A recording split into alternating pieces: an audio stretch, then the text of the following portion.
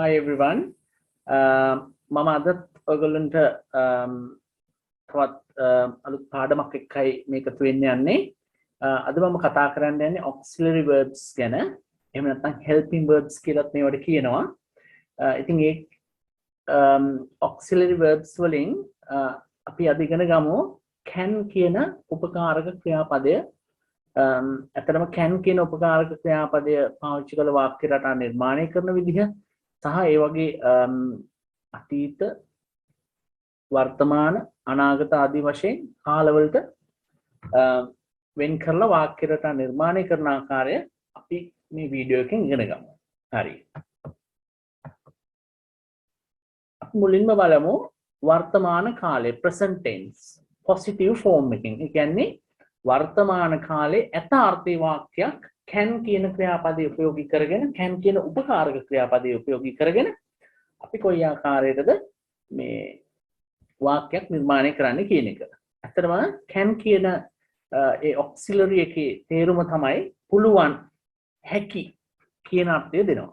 හරි? එතකොට වාක්‍ය රටාව නිර්මාණය වෙන්නේ ඔයගොල්ලන්ට පේනවා can සමග ක්‍රියාපදයේ බිහි වුණු අවස්ථාව ලියනවා. හරි? දැන් අපි මේ කතා කරන්නේ කර්තෘකාරක වාක්‍ය රටා සම්බන්ධයෙන්. එම නිසා නියත වශයෙන්ම වාක්‍යයේ කර්තෘ තමයි වාක්‍යයේ ප්‍රධාන තැන ගන්නෙ. ඒ කියන්නේ ක්‍රියාව සිදු කරන තැනැත්තා හෝ දෙය තමයි වාක්‍යයේ මුල් තැනට එන්නේ. එසේ සිදු කරනු ලබන තැනැත්තා හෝ දෙය වාක්‍යයේ මුලට දාලා අපි වාක්‍ය ලියනකොට අපි මේ වාක්‍යයේ කර්තෘකාරක වාක්‍ය හැටියට හඳුනා ගන්නවා කියලා දැන් ඔයගොල්ලෝ දන්නවා. ඒ නිසා අපි කර්තෘ ලියලා can සමග ක්‍රියාපදයේ බිහි වුණු අවස්ථාව ලියලා ඉතිරි කොටස දාලා තමයි අපි මේ වාක්‍ය නිර්මාණය කරගන්නේ. හරි? දැන් මම ඔයගොල්ලන්ට කියලා දුන්නා can සමග ක්‍රියාපදය ලියලා එකී ක්‍රියාව සිදු කරනු ලබන තැනැත්තා හෝ දේ මුලට දානවා. එසේ නැත්නම් කර්තෘකාරක වාක්‍යයක් නිර්මාණය කරන්නේ ක්‍රියාව සිදු කරනු ලබන තැනැත්තා හෝ දේ මුලට දාලා ඔන්න අපි කර්තෘ ලියලා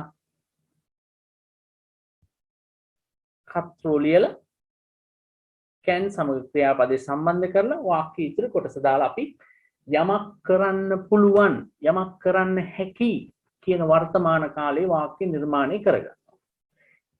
ඉතින් අද අපි දැන් මේ කතා කරන can කියන උපකාරක පදයට සමාන තේරුමක් දෙන තවත් ආකාරයකට මේ වාක්‍ය නිර්මාණය කරන්න පුළුවන්. ඒක තමයි මම ඊළඟට ඔයගොල්ලන්ට කියලා දෙන්න යන්නේ.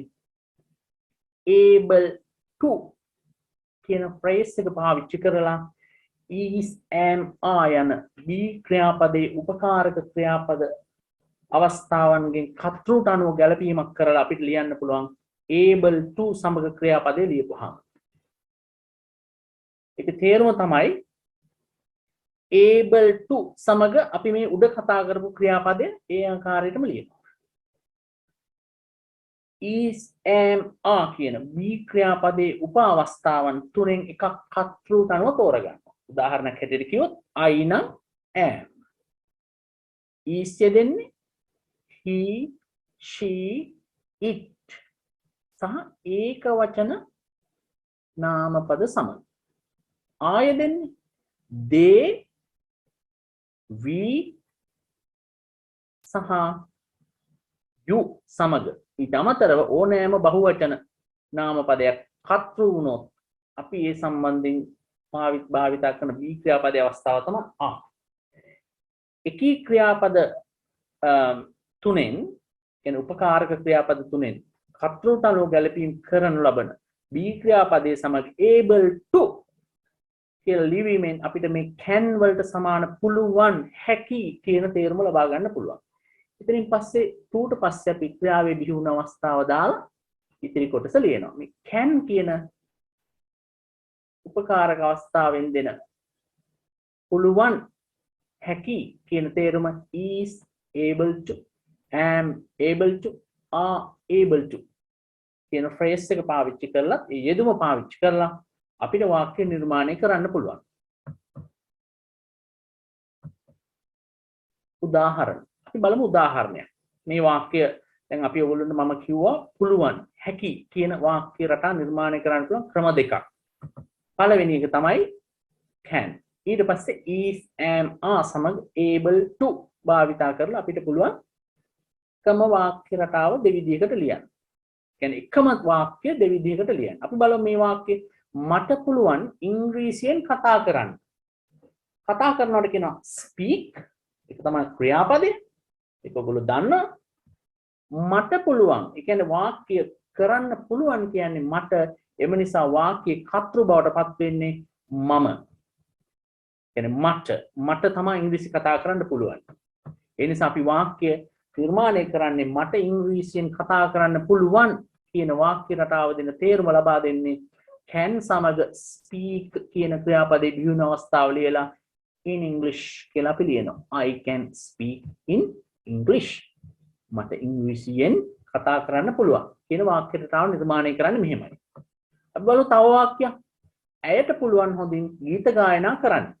ඇයට පුළුවන් හොඳින් ගීත ගායනා කරන්න. ගීත ගායනා කරන්න පුළුවන් ක්‍රියාපදය කාටද? ඇයට. එහෙනම් වාක්‍යයේ කර්තෘ වෙන්නේ ඇය. ඇය කර්තෘට යොදා ගනිමින් අපි ලියනවා can sing songs well. හොඳින් කියන අර්ථය දෙන well කියන පදය තමයි මම මෙතන පාවිච්චි කරලා තියෙන්නේ. මේ තමයි good කියන adjective එකේවත් හොඳයි කියන නාම විශේෂණේ ක්‍රියා විශේෂණය තමයි well. ඒ කියන්නේ ක්‍රියාපදයක් කොහොමද කරන්නේ?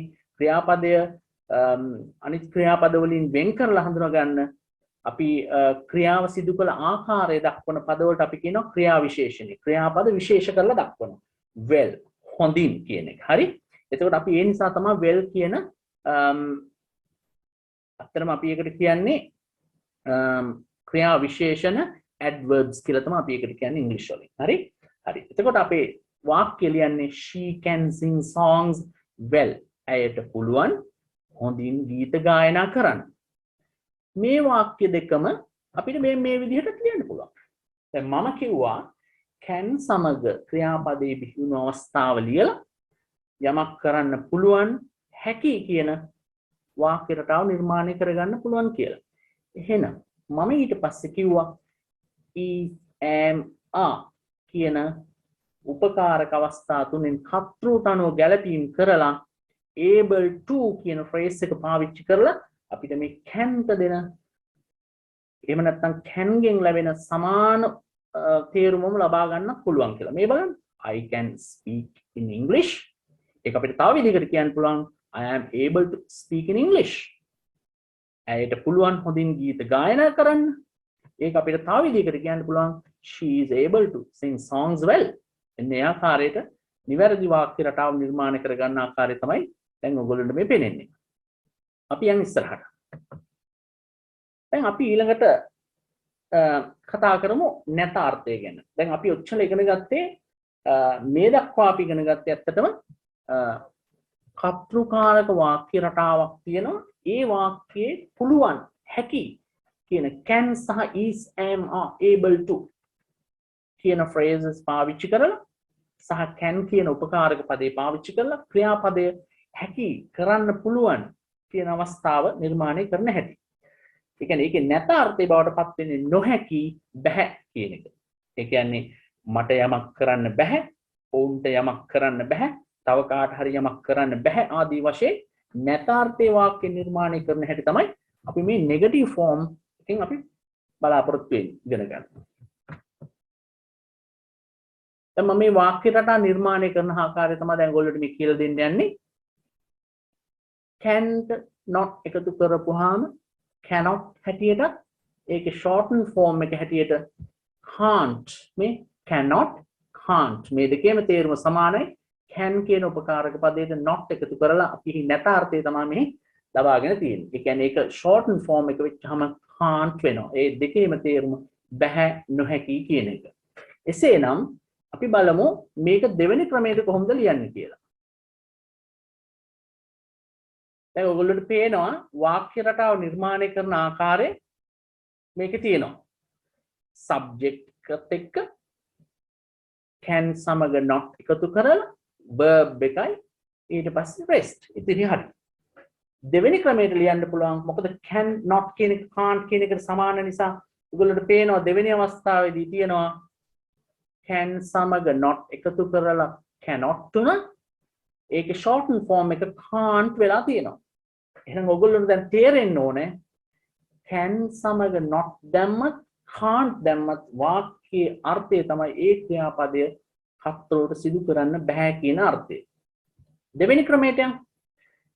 is am are සමග able to අවස්ථාවට not එකතු කරන්න පුළුවන් is am are. ඊට පස්සේ is not am not are not able to සමග ක්‍රියාපදේ ලියලා වාක්‍ය ඉතුරු කොටස ලියුවහම cannot can't සමග ලබා දෙන තේරුමම ලබා දීලා එම වාක්‍ය කරන්න බෑ. කතරොට එම වාක්‍ය කළ නොහැකි. එම ක්‍රියාපදේ කළ නොහැකි කියන අර්ථය ලබා දෙනවා. ඊට අමතරව ඔයගොල්ලන්ට යටින්ම පේනවා subject එහෙම නැත්නම් කතෘ is am are කියන ඒ උපකාරක අවස්ථා තුනෙන් කතෘට අනුව තෝරා ගන්නා වූ be ක්‍රියාපදයට අනුරූප unable to කියලා. unable කියන්නේ නොහැකි කියන එක. not able කියන එකට සමානයි. එහෙනම් ඔයගොල්ලන්ට පේන්න ඕනේ is am are not able to කියන එක is am are unable කියන එකත් සමානයි. ඒ කියන්නේ නැත අර්ථේ වාක්‍ය ලියන්න පුළුවන් ක්‍රම හතරක් මෙතන තියෙනවා. cannot, can't, not able, unable. not able කියන එකයි unable කියන එකේ තේරුම සමානයි. ඒ නිසා මේ ආකාරයට වාක්‍ය නිර්මාණය කරන්න පුළුවන්. අපි යන් ඉස්සරහට. ඔන්න වාක්‍ය තුනක් මම දීලා තියෙනවා. ඇයට පයින් ඇවිදින්න බෑ. නිමල්ට අද පාසල් යන්න බෑ.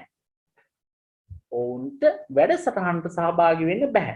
මේ ආකාරයට කතෘට කරන්න බෑ කියලා සඳහන් වෙන ක්‍රියාපද තුනක් සහිත වාක්‍ය තුනක් මෙතන තියෙනවා. දැන් ඔයගොල්ලෝ අපි ඉගෙන ගත්ත මේ වාක්‍ය රටාව පාවිච්චි කරලා මේ වාක්‍ය තුන නැත අර්ථයෙන් කළ නොහැකි යන වාක්‍ය රටා තුන නිර්මාණය කරන්න. පොඩි වෙලාවක් අරගෙන මම ඊට පස්සේ ඔයගොල්ලෝ ඒක පොඩි වෙලාවක් වීඩියෝ එක නතර කරලා කරන්න. මම ඉස්සරහට යන්නම්. දැන් අපි බලමු උත්තර මොනවද කියලා. ඇයට පයින් ඇවිදින්න බෑ. මම ඔයගොල්ලන්ට කිව්වා මේ වාක්‍ය රටාව නිර්මාණය කරන්න පුළුවන් ක්‍රම ගණනාවක් තියෙනවා කියලා. can සමග not එකතු කරලා she cannot walk කියන්නත් පුළුවන්. can සමග not එකතු කරන අවස්ථාවේ shortened form එක හැටියට can't කියලා පාවිච්චි කරන්න පුළුවන්. එහෙනම් ඒක she can't walk කියලා අවස්ථාවෙන් අපිට වාක්‍ය නැතාර්ථයෙන් දක්වන්න පුළුවන්. දැන් අපි able to අවස්ථාවට යන්. එතකොට ඒක is am are කියන be උපකාරක ක්‍රියාපද අවස්ථාවන් වලට තමයි not එකතු කරන්නේ. අපි දැන් ඒක දන්නවා. අපි ඉගෙනගෙන තියෙනවා ඒක. අපි not එකතු කරන්නේ is am are කියන be ක්‍රියාපද උපකාරක අවස්ථාවන් වලට කියලා අපි කලින් පාඩම් වල දැන් ඔයගොල්ලෝ ඉගෙනගෙන තියෙනවා. ඒ නිසා මේකත් ලේසි. ඒ වань is not able to walk. She is not able to walk.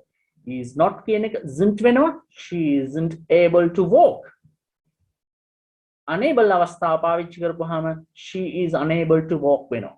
මෙන්න මේ ආකාරයට තමයි මේ වාක්‍ය නැතාර්ථයට හරවන්නේ.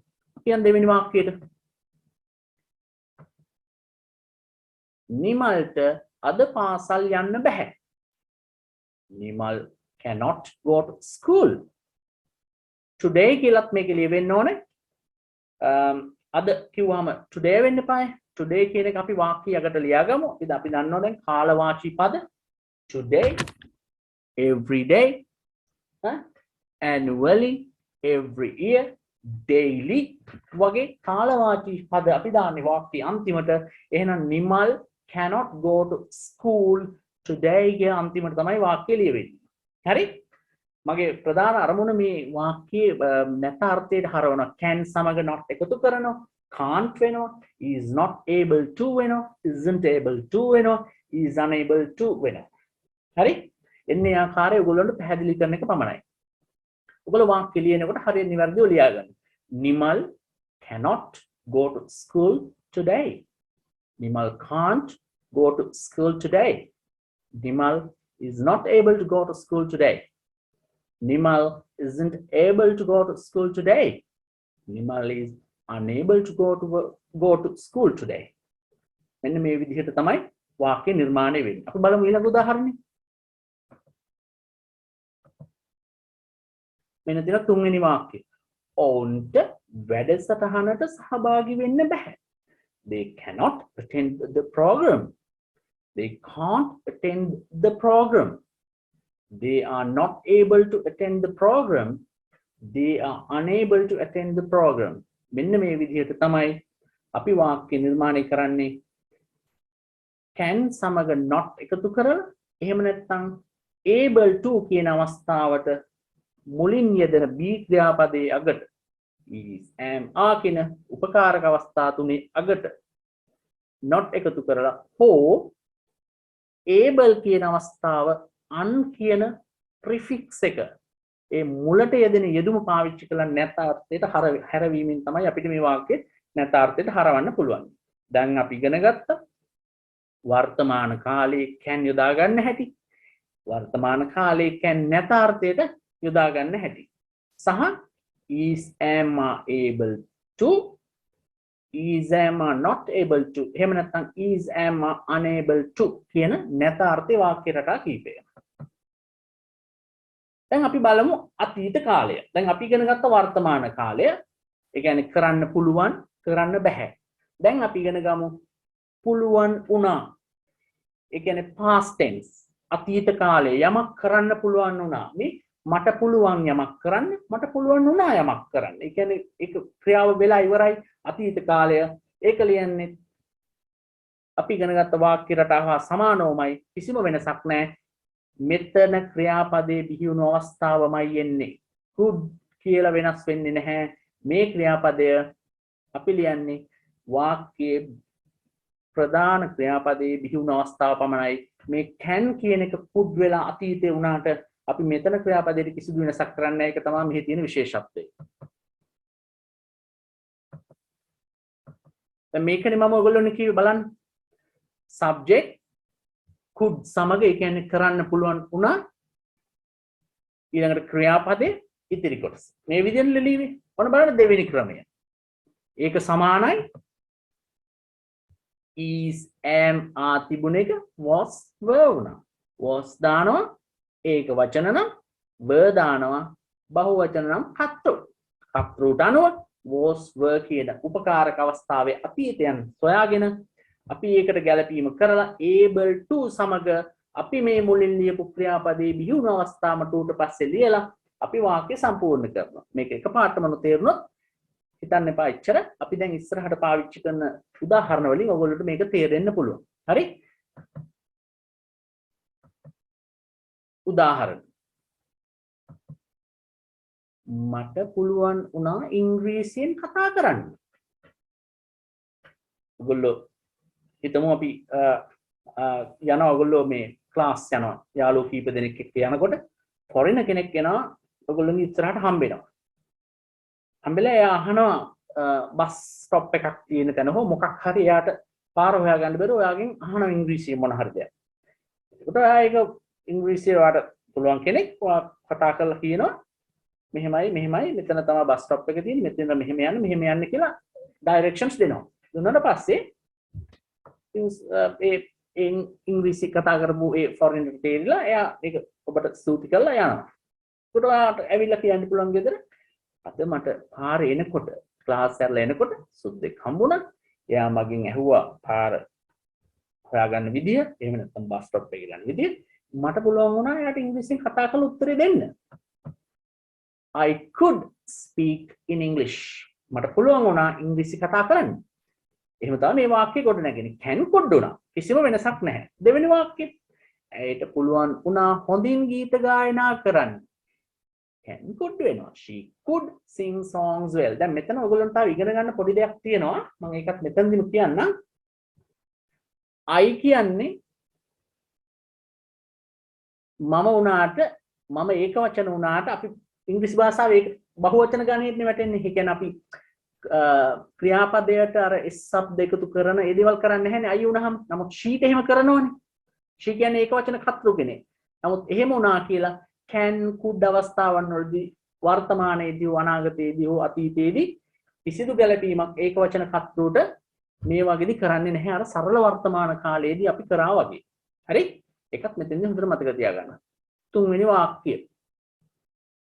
අතරම දෙවන ක්‍රමයට අපි ලියන වාක්‍යය. මේ බලන්න. මට පුළුවන් වුණා ඉංග්‍රීසියෙන් කතා කරන්න. දැන් ඔයගොල්ලන්ට තේරෙන්න ඕන මේ able to කියන phrase එක is am are කියන උපකාරක අවස්ථාවන් අතීතයට හරවලා අපිට පුළුවන් මේ වාක්‍ය අතීත අර්ථය දෙන්න හරවන්න. මේ බලන්න. I am කියන එක was උනා. I was able to speak in English. මේ බලන්න. ඇය was able to කියන්නේ කරන්න පුළුවන් වුණා කියන අර්ථය දෙනවා. is am are was were වෙනවා අතීතයේදී. එතකොට දැන් මෙතන sheet අනුව අපි කතෘට අනුව ගන්නේ was the were the was ගන්නෙ. ඒකට හේතුව තමයි ඒක වචන කතෘ නිසා අපි අදාළ be ක්‍රියාපදේ අතීත අවස්ථාව වන was තමයි able සමග සම්බන්ධ කරන්නේ. කොහොමද බලන්න. හරි. දැන් අපි බලමු negative form එක past tense එක. ඒ කියන්නේ පුළුවන් වුණා දැන් බැරි වුණා. ඒ කියන්නේ අතීතයේදී යමක් කරන්න බැරි වුණා කියන අර්ථය.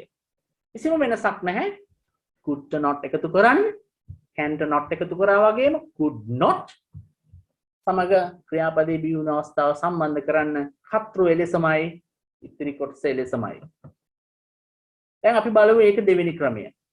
මේ වාක්‍යනේ අපි ඉගෙන ගත්තේ දැන් කතෘ තියෙනවා. could සමග not එකතු කරලා ක්‍රියාපදේ ලියලා ඉතිරි කොටස ලියනවා. මේක සමානයි was were සමග unable to කියලා දැම්මත් was were සමග not able to කියලා දැම්මත් සමානයි.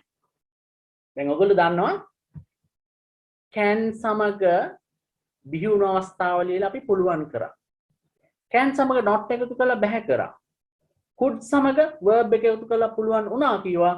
දැන් could සමග not එකතු කරලා බැරි වුණා කියලා කියනවා අපි මෙතන. දැන් ඔයගොල්ලන්ට පේනවා මේ could සමග not. ඒකම කියන්න පුළුවන් තව ක්‍රමයක් තමයි අතීතයට හරවපු be ක්‍රියාපදේ අවස්ථාවන් දෙකකට not එකතු කරලා හෝ able කියන phrase එකේ මුලට un කියන prefix එක එකතු කරලා අපි ඒක නැතාර්ථයට හරවන්නත් පුළුවන්. ඒ ආකාරයට තමයි වාක්‍ය නිර්මාණය වෙන්නේ. අපි බලමු උදාහරණයක්. මට නොහැකි වුණා ඉංග්‍රීසියෙන් කතා කරන්න. ඒක ඉංග්‍රීසියට හරවන්නේ I couldn't speak in English. could not කියන එක couldn't වෙනවා. could not could සමග not වෙනකොට අපි apostrophe කමා එකක් දාලා t ලියනවා. o අකුර omit කරනවා අපි. o අකුර අපි ලියන්නේ නැතුව ඉන්නවා. ඒක තමයි shorten form එක. I couldn't speak in English. මට ඉංග්‍රීසියෙන් කතා කරන්න බැරි වුණා. එහෙම තමයි මේ වාක්‍ය ඉංග්‍රීසියට හරවන්නේ. දෙවෙනි වාක්‍ය බලන්න. ඇයට නොහැකි වුණා හොඳින් ගීත ගායනා කරන්න. කොහොමද අපි ඒක කියන්නේ? She couldn't sing songs well. ඇයට බැරි වුණා හොඳින් ගීත ගායනා කරන්න. මට බැරි වුණා ඉංග්‍රීසියෙන් කතා කරන්න. ඇයට බැරි වුණා ගීත ගායනා කරන්න. එම වාක්‍ය දෙක මේ කිසිදු තේරුමේ වෙනසක් නොවන ආකාරයට මේ විදිහට unable කියන අවස්ථාව පාවිච්චි කරලා අපිට ලියන්න පුළුවන්. හරි? I was unable to speak in English. She was unable to sing songs කියන්නේ මේ couldn't කියන තේරුමම දෙනවා. මේ was වලින් අතීතයට හැරුණා. unable කියන්නේ නොහැකි. නොහැකි වුණා. මොනවා කරන්නද? ඉංග්‍රීසියෙන් කතා කරන්න. මේ බලන්න speak කියන ක්‍රියාපදය කිසිම වෙනසක් වෙන්නේ නැහැ බිහුණු අවස්ථාවෙත් තියෙන්නේ. හරි? sing කියන ක්‍රියාපදයත් එහෙමයි. හරි? හරි. දැන් අපි යන් ඊළඟ කාල ප්‍රභේදයට අනාගත කාලය. මේකේ විශේෂත්වයක් තියෙනවා. මේක තමයි මට ඔයගොල්ලන්ට ගොඩක්ම අවධානය යොමු කරවන්න ඕන එක. ඒ නිසා මේ ගැන හොඳට අවධානයෙන් අහගෙන ඉන්න මම මේක කියලා දෙනකොට. ඒකට හේතුව තමයි මේකේ පොඩි විශේෂත්වයක් තියෙනවා. අනාගත කාලේ වාක්‍ය මේ පුළුවන් වේවි, හැකි වේවි, අනාගතයේදී ඉස්සරහදී කරන්න හැකි වේවි, පුළුවන් වේවි කියන තේරුම ගොඩ නගනකොට. ඔයගොල්ලන්ට පේනවා ඇති can කියන අවස්ථාව could උනා අතීතයේදී. නමුත් අනාගතයට හරවන්න can කියන උපකාරක පදය භාවිත කරන්නේ නැහැ. ඉංග්‍රීසි භාෂාවේ ඒකට ප්‍රතිපාදන නැහැ. ඒ නිසා අපි can කියන උපකාරක පදය වර්තමාන සහ අතීත අවස්ථාවන්වලදී පුළුවන් පුළුවන් වුණා කියන්න පාවිච්චි කරාට අපිට පුළුවන් වේවි හැකි වේවි කියන තේරුම දෙන්න යොදා ගන්න බෑ. ඒකට තමයි අපි පාවිච්චි කරන්නේ able to කියන phrase එකෙන් තමයි අපි ඒක කියන්නේ. ඒක පාවිච්චි කරන්නේ අතරම අනාගත කාලේ වාක්‍ය නිර්මාණය කරන්න. මම මේකයි මේ ක්‍රම දෙකටම මේක කරගෙන ආවේ. එතකොට ඔයගොල්ලන්ට දැන් මෙතෙන්දී able කියන අවස්ථාව මෙතෙන්දී උගන්වන්න ගියා නම් ඔයගොල්ලෝ කල්පනා කරේ මොකක්ද ඒ උනේ කියලා. දැන් ඔයගොල්ලෝ දන්නවා මේ ක්‍රම දෙකටම ලියන්න පුළුවන් අර වර්තමාන සහ අතීත අවස්ථාවන්. නමුත් අනාගත අවස්ථාවේදී can කියන උපකාරක පදයට අනාගත අවස්ථාවක් නැහැ. ඒ නිසා can කියන එක අනාගතයේදී පාවිච්චි කරන්න බෑ. අපි ඒ වෙනුවට able to කියන එකට will be එකතු කරනවා. මොකද is am ආනේ මෙතන තිබුණේ කලින්. එහෙම නැත්නම් was were තමයි තිබුණේ. දැන් will කියන තව උපකාරක පදයක් අපි පාවිච්චි කරන අනාගතයට හරවන්න. ඒ will කියන උපකාරක පදයට පස්සේ අපි ලියන්නේ ක්‍රියාපදයේ බිහි වුණු අවස්ථාව. එහෙම නැත්නම් ප්‍රධාන ක්‍රියාපදයේ be is am මා ලියන්න බෑ. ඒ නිසා අපි will be හැටියට මේක දැන් ලියුවා. ඒ කියන්නේ will be able to සමග ක්‍රියාපදය කර්තෘට පස්සේ ලියලා ඉතිරි කොටස ලිව්වහම අනාගත කාලයේ වාක්‍ය නිර්මාණය වෙනවා. පුළුවන් වේවි හැකි වේවි කියන තේරුම දෙන එකට. අපි බලමු උදාහරණයක් දැන්. අපි උදාහරණයකින් මේ වාක්‍ය ලියන ආකාරය තේරුම් ගන්න උත්සාහ කරලා එතකොට අපිට මේ වාක්‍ය රටාව නිර්මාණය කරන්න ඔයගොල්ලන්ට මේ විශ්වාසය ඇති වෙනවා. මට හැකි වේවි ඉංග්‍රීසියෙන් කතා කරන්න. ඒ බලන්න. ඇයට හැකි වේවි හොඳින් ගීත ගායනා කරන්න.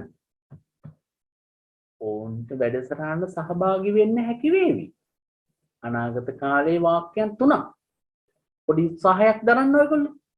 මේ වාක්‍ය තුන ඔයගොල්ලන්ට පුළුවන් විදිහට ඉංග්‍රීසි භාෂාවේ අනාගත කාලයට හරවන්න. can කියන පදේ පාවිච්චි කරන්න බෑ. will සමග be පාවිච්චි කරලා able to කියන phrase එක පාවිච්චි කරලා තමයි අපි මේ වාක්‍ය තුන ඉංග්‍රීසි භාෂාවේ අනාගතයට හරවන්නේ. බලමු. මට හැකි වේවි ඉංග්‍රීසියෙන් කතා කරන්න. I will be able to speak in English. මේ ඔයගොල්ලන්ට පේනවා දැන් හොඳට? able to කියන එක අපි දන්නවා. is am වෙනුවට be දැම්ම will දැම්ම අනාගත කාලයට හරවන්න. මොකද will ට පස්සේ ක්‍රියාපදයේ බිහි වුණු අවස්ථාව ලියන්න ඕන නිසා අපි is am පාවිච්චි කරන්නේ නැහැ. be කියන ප්‍රධාන උත්කාරක ක්‍රියාපදයේම ගෙනල්ලා අපි වාක්‍ය පුළුවන් වේවි හැකි වේවි කියන තේරුම ගත්තා. දෙවෙනි වාක්‍යය තමයි ඇයට හැකි වේවි හොඳින් ගීත ගායනා කරන්න නේ. She will be able to sing මේ speak sing ට පස්සේ අපි දාන්නේ ක්‍රියාවේ බිහි වුණු අවස්ථාව නිසා අනාගතයේද අතීතයේද වර්තමානයේද කියලා වැඩක් නැහැ. අපි දාන්නේ ක්‍රියාපදයේ බිහි වුණු අවස්ථාව. sing කියන්නේ ගායනා කරනවා. speak කියන්නේ කතා කරනවා. ඒ කියන්නේ වර්තමාන කාල ක්‍රියාපදයේ බිහි වුණු අවස්ථාව. හරි? තුන්වෙනි වාක්‍යය. ඕන්ට වැඩසටහනට සහභාගී වෙන්න හැකි වේවි. They will be able to attend the program. They will be able to. will සමග be ලියව able to කියන අවස්ථාව තමයි පුළුවන් කියලා කියන්න අපි පාවිච්චි කරන. පුළුවන් වේවි කියන්න අපි will කියන උපකාරක පදේ පාවිච්චි කරලා මුළු වාක්‍යයම අපි අනාගත කාලයට හරවනවා. ඒ විදිහට තමයි අනාගත කාලයේ වාක්‍යයක් අපි පුළුවන් වේවි හැකි වේවි කියන එක නිර්මාණය කරලා ඉංග්‍රීසි භාෂාවේ භාවිතා කරන්නේ. දැන් අපි බලමු නැතාර්ථය. negative form. future tense. ඒ කියන්නේ අනාගත කාලයේ වාක්‍යයක් නැතාර්ථය. නොහැකි වේවි, පුළුවන් නොවේවි යනාදී වශයෙන් තේරුම් දෙන ආකාරයට. දැන් ඔයගොල්ලෝ අපි දන්නවා, ඔයගොල්ලෝ සහ මම අපි හැමෝම දන්නවා දැන් can කියන උපකාරක පදයට මේ future form එකක් නැහැ කියලා මම කියලා දුන්නා. ඒ නිසා අපි පාවිච්චි කරන්නේ will be able to කියන අවස්ථාවේ will ට පස්සේ තමයි not දාන්නේ. පළවෙනියට හම් වෙන උපකාරක පදේ will නේ. ඒ නිසා අපි will not කියන එක දානවා. will not කියන එකේ කෙටි යෙදුම තමයි want. will not want me, will not be able to, won't be able to. will not be able to, won't be able to. එහෙම තමයි අපි අනාගත කාලේ නැත අර්ථයේ වාක්‍යයක් නිර්මාණය කරගන්නේ. අපි බලමු ඉස්සරහට ගිහිල්ලා. දැන් බලන්න අපි ඉගෙන ගත්තා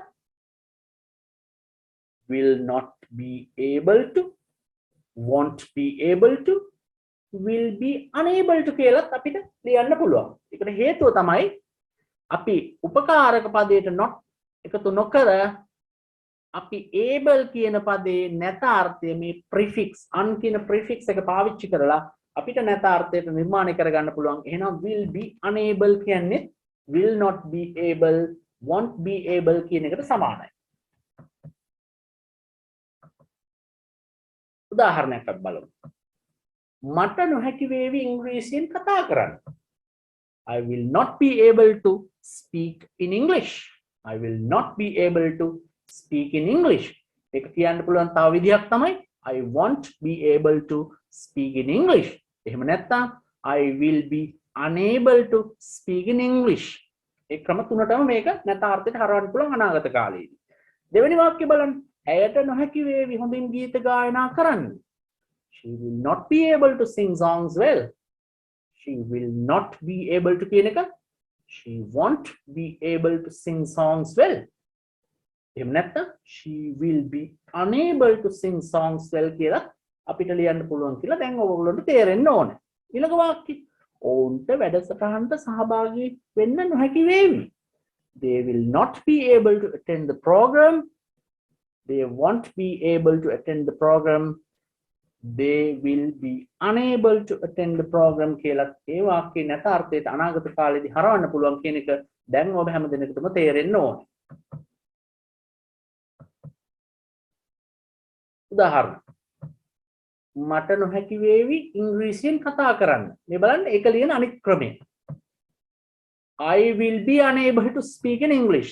I will not be, I won't be කියන අර්ථය I will be unable to speak in English කියලා ලියන්න පුළුවන් කියන එක මම මෙතන ඔයගොල්ලන්ට ලියලා පෙන්නලා තියෙනවා. ඇයට නොහැකි වේවි හොඳින් ගීත ගායනා කරන්න නේ. She will be unable to sing songs well. Will not be, won't be කියන එක will be unable කියන අර්ථයත් සමානයි කියන එක දැන් ඔයගොල්ලන්ට පැහැදිලි වෙන්න ඕනේ. තුන්වෙනි වාක්‍යය ඔවුන්ට වැඩසටහනට සහභාගී වෙන්න නොහැකි වේවි. They will be unable to attend the program. මේ බලන්න unable කියන පදයෙන් will not කියන තේරුමම දෙන නිසා අපි will to not එකතු කරන්නේ මේ able කියන පදේ නැත අර්ථයට හරවන්න. එහෙනම් මේ පාඩමෙන් මම ඔයගොල්ලන්ට ගෙනාවේ can could වෙන ආකාරයේ is am සමග able to was were able to න ඊට පස්සේ can සමග අනාගත කාලයක් අපිට පාවිච්චි කරන්න බෑ. ඒ නිසා අපි be able to කියන එකට will මුලට දාලා will be able to කියන උපකාරක අවස්ථාවන් පාවිච්චි කරලා අපි අනාගත කාලයේදී පුළුවන් වුණා පුළුවන් වේවි යනාදී වශයෙන් වාක්‍ය නිර්මාණය කරන ආකාරයයි මම මේ ඔයගොල්ලන්ට කියලා දුන්නේ.